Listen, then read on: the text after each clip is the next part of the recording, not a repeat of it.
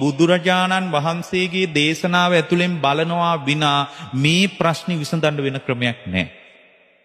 ඕගොල්ලෝ දක්ෂ වෙන්න මේ කාම භූමියේ ස්වභාවයෙන් දකින්න ධර්මයට අනුව. මේ සිත තුළ කොහොමත් කාම ලෝකේ කැමැත්ත උපදිනවා. ඒක මේ කාම භූමියේ සත්‍යයගේ ඇති. ඇයි කැමැත්ත උපදින්නේ? කැමැත්ත උපදින්නේ පින්වත්නි පැවැත්මට. ඇයි හිතේ කාම භූමියේ කැමැත්ත ඉපදුන්නේ නැත්නම් විපාක පිණිස කර්ම හැදෙන්නේ නැහැ. කර්ම හැදුන්නේ නැත්නම් ආයි විඥාණයට කාම ලෝකේ බැහැ ගන්න බෑ. මේ ඔක්කොම හැදිලා තියෙන පැවැත්මට පින්වත්නි.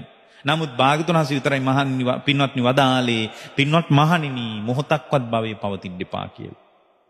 මහණෙනි භවය කොතනද? එතන මහණෙනි දුක තියනවා කියලා අපගේ භාග්‍යවතුන් වහන්සේ විතරයි වදාලේ. කාම ලෝකයේ අභිනන්දනය කරන ලෝකයට මහණෙනි මේ කාමයන් අභිනන්දනය කරන්න එපා. කාමයන් අභිනන්දනය කරනවා කියන්නේ මහණෙනි අන් කවර දෙයක්වත් නෙමෙයි ආ දුකමයි අභිනන්දනය කරන්න කියලා අපගේ භාග්‍යවතුන් වහන්සේ විතරයි පින්වත්නි වදාළේ. ඇයි ලෝකයට තේරෙන්නේ නැහැ මේ කතාව? පින්වත්නි ඒ භාග්‍යවතුන් වහන්සේගේ අනුශාසනාවට අනුව ඉස්සරහට අපි ගියොත් කවදාවත් වරදින්නේ වරදින්න විදියක් නැහැ. එතකොට කාමයන් දුක මේ ධර්මයෙන් බලනකොට කාමයන් අභිනන්දනය වෙන්නේ නැහැ. කාමයන් දුකක් හැටියට වැටහෙන්නේ. අන්න බුද්ධ ශාසනයේ ප්‍රතිපත්තියේ මූලික தත්වයක් විදිහට පෙන්වන්නේ වීරියෙන් වඩනා ලද සිත. ඒක තමයි ප්‍රධාන දේ. ඔය ටික ඔක්කොම කරගෙන යනකොට යා උනන්දු වෙන්න ඕන මොකද? වීරියෙන් වඩන ලද සිත. එතකොට වීරිය කියනකොට මොකක්ද අපි ගන්න? කුසල අකුසලතාවය. හොඳට බලන්නකෝ වීරිය කියලා කොතන හරි තිබ්බොත් මොනවා කොත්තන හරි දේශනාවක සූත්‍රයක හරි ධර්ම කොටස වීරිය කියලා තිබ්බොත් සම්මා වායාම හරි වීරිය බොජ්ජංගේ හරි වීරිය irdipaade හරි වීරිය ඉන්ද්‍රිය ධර්මයේ හරි වීරිය බල ධර්මයේ හරි කොත්තනක හරි තිබ්බොත් එතන අපි ගන්නේ කුසල අකුසලතාවය. මොකද්ද? කුසලානං උපසම්පදාය අකුසලානං පහනාය. ඕක තමයි වීරිය. බුද්ධ ශාසනය ඇතුළේ. එතකොට කුසලය උපදවන්න ඕන අකුසලේ ප්‍රහාණය කරන්න ඕන. අකුසලානං පහනාය. මොකද්ද අකුසලේ? කාම ලෝකේ විපාක පිණිස කර්ම සකස් වෙන එකයි අකුසලේ නිවන් මාර්ගයේදී. කාම ලෝකේ විපාක පිණිස කර්ම සකස් නොවන මට්ටමට සිත මැදහත්ව පවත්ව ගන්න එක තමයි කුසලය. අන්න දැන් ඕගොල්ලන්ට මේ එළියේ දන් දෙනවා කියන එකට වඩා කුසලයක් පේනවා. දන් දෙන ඒවා දැනුත් කරනවනේ. ඒවා හොඳයි. ඒවා ඉස්සරහටත් දිගටම කරන්න. වටිනවා ඒවා. නිවන් මඟ කරා යන නිවන් මඟ පූර්ණී කරගන්නකම් දන් පැන් පුදන ඒවා වතපිලිවෙත කරන ඒවා ගොඩාක් වටිනවා පින්වත්නි. ඒවා නොවටින දේවල් නෙමෙයි. දැන් හොඳට බලන්න පින්වත්නි දැන් කාම ලෝකේ විපාක පිණිස කර්ම සකස් වෙන එක අකුසලයේ විදිහට පේනවා.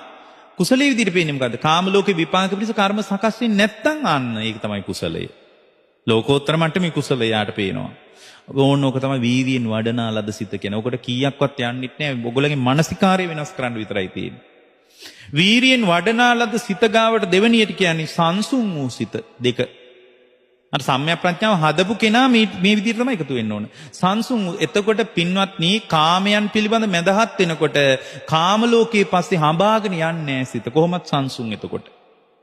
අත්පත් කර ගැනීම නැහැ. ඇයි? එයා දන්නවා අත්පත් කරගෙන සම්තෘප්තිමත් කොට ඉවර කරන්න පුළුවන් පරිච්ඡේදයක් නෙමෙයි මේ කාම භූමිය කියලා එයා දන්නවා. ඒ සම්තෘප්තිමත් වෙන්නේ සිත නැවත නැවත ආයාචනා කරනවා, ඉල්ලා සිටිනවා.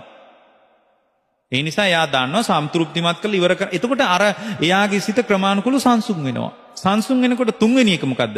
අරමුණෙහි නොඇලුණු සිත. පින්වත්නි හිත නොසන්සුන් වෙන්න බලපාන්නේ කාමයන්ගේ ආදීනව දකින්න නැති එක. කාමයන්ගේ ආදීනව දැක්කේ නැත්තම් බුදුරජාණන් වහන්සේට එක වෙලාවක මේ ආනන්දහරන්ට එක බමුණෙක් ඇවිල්ලා කියනවා මේ ඔබ වහන්සේලා දැක්කම් පුදුමයි මට මේ කාමයන් වළඳන්නේ නැත්තේ ඇයි? මේ කාමයන් වළඳලා හනීපෙට ඉන්න එපාය. කොහොමද අපි ওই විදියට මැටි පාත්‍රයක් අතර අරගෙන සිවුරක් දරාගෙන ওই කැලෑවකට වෙලා අහුමුළු වලට වෙලා වැඩ ඉන්නේ ගස් අසට වෙලා අපිට නම් ඔහොම බෑ මේ කාම ජීවිතේ කාමයන් විඳින්න ඕන හනීපෙට විඳින්න ඕන එකම් මේ කාමයන් ඔබ වහන්සේලා මොනවද කරන්නේ කියලා ආනන්දහරන්ට ටිකක් අමුතු විදියට මේ නෝක්කාඩුවක් කියලා යනවා බමුණි.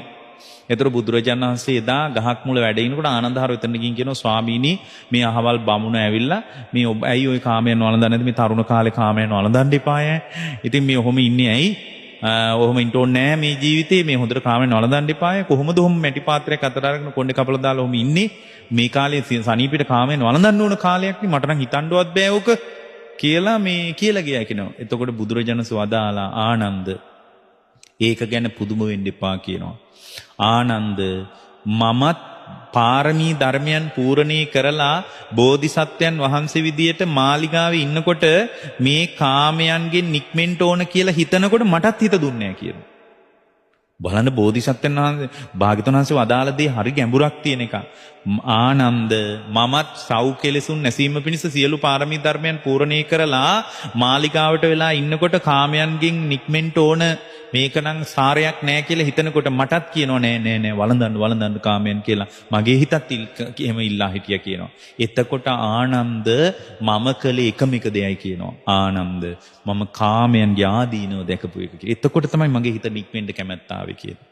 එහෙනම් ඔයාලට යන තැන වටිනාකම පේනවනේ. ඔයගොල්ලෝ එකම එක දෙයයි කරන්න ඕනේ. මොකද්ද? ආදීනව දකින්න ඕනේ. ඕගොල්ලෝ ආදීනව දකින්න නැති නිසාමයි කාම භූමිය ඇතුලේ පින්වත්නි ගොඩාක් වටිනාකම් පේන්නේ. ආදීනව දකින්න නැති නිසා. අපිට වටිනාකම පේන හැම තැනකම වටිනාකම දියාරු වෙලා යන්න බුදුරජාණන්සේ වදාළ එක වචනයයි තියෙන්නේ. මොකද්ද? ආදීනව දකින්න කිව්වා. කාමයන්ගේ ආදීනවම දකින්න කිව්වා. ওই කාමයන්ගේ ආදීනව ගැන අපිම දේශනා කරපු දේශන අන්තර්ජාලයෙන් මං හිතන්නේ 3-400කට වඩා තියෙනවා. එතකොට ආදීනව දකින්න කිව්වා. එතකොටයි ආනන්ද මටත් හිත දුන්නේ කාමයන් අතහැරලා දුර්ගේශ්වරි වලට යන්න කියලා. මේක එක තේරෙන්නේ මොකද්ද? ಗುಣධර්ම දියුණු කරපු උත්තමයෙකුට උනත් කාම භූමියේ ඉපදුනොත් කාමයන්ගෙන් නික්මෙනවා කියන එක ලේසි නෑ. අමාරුයි. ඒ අමාරුකම කඩන්න තියෙන්නේ ආදීනව දැකීමෙන් පින්වත්නි. එතකොට යාගේ සිත සංසුන් වෙනකොට අරමුණේ නොඇලුණු සිත අර කාමයන් ඇසහරා හොයාගෙන යන්න හිතෙන්නේ නෑ. ආදීනවනේ පේන්නේ. ඊළඟට කතා කරන අරමුණේ නොගැටුණු සිත. එතකොට අරමුණේ නොඇලෙන කම නිසා ගැටීමක් ඇති වෙන්නෙත් නැහැ. ඊළඟට ගැටීමක් ඇති වෙන්නේ නැත්නම් පස්වෙනි එක තමයි දෘෂ්ටියෙන් අල්වා නොගත් සිත. එතකොට කාමයන් මම වශයෙන්, මගේ වශයෙන්, මගේ ආත්මය වශයෙන් පිළිගන්නේ නැහැ. කාමයන් පරිහරණය කරන මම මේ පැත්තේ ඉන්නවා කියලා මේ පැත්තෙත් පුද්ගල භාවයෙන් පිළිගන්නේ නැහැ. ඇහෙන් දකින්න රූපයත් මම ආයෙනින් පිළිගන්නේ අන්න දෘෂ්ටියෙන් අල්වා නොගත් සිත උද්ගත වෙනවා. එතකොට තමයි සෝවාන් වෙන්නේ. ඔන්න ඔය ටික ඕගොල්ලෝ ජීවන දර්ශනයක් විදිහට හදන්න වැඩි කාලයක් යන ඉස්සලා අවබෝධය කරා යන්න පුළුවන්. හොඳයි අපිට දේශනාවට නියමිත කාලයෙන් නිමා වෙලා තිබෙනවා. ඉතින් මේ අපි දේශනා කරපු කොහොම ස්වල්ප ධර්මයේ හෝරාවකට අවසන් කාලයක දේශනා කරපු මේ ධර්ම කොටස් ටික තියෙනව නේද? මේ ටික හදලා බලන්න. ලබන මාසේ ඕගොල්ලෝ අපිට මුණ ගැහුනොත් මේ ටික හදන මට්ටමේ නම් අදට වඩා ගොඩාක් කෙලෙස් නැතු ඉඳී එදාට. අද අපිට වෙලා තියෙන ගිය මාසෙට වඩා මේ මාසෙ කෙලෙස් වැඩි. මේ මාසෙට වඩා ලබන මාසෙ කෙලෙස් වැඩි. ඇයි? අපිට එහෙම ප්‍රතිපත්තියක් තිබ්බ જાතියක් නෙමෙයි අපි. ඒ කාලේ අපිට ප්‍රතිපත්තියක් තිබ්බා. දැන් නැහැ. ඒ නිසා ඕගොල්ලෝ මේවා ප්‍රතිපත්තියක් විදිහට දියුණු කළොත් එයාට කවදාවත් වරදින්නේ නැහැ පින්වත්නි. ඔබ හැම දිනාටම මේ දේශනාමය කුසල් මග්ගඵල නිවන් අවබෝධයේ පිණසම හේතුපකාර වේවා කියලා අදිෂ්ඨාන කරනවා.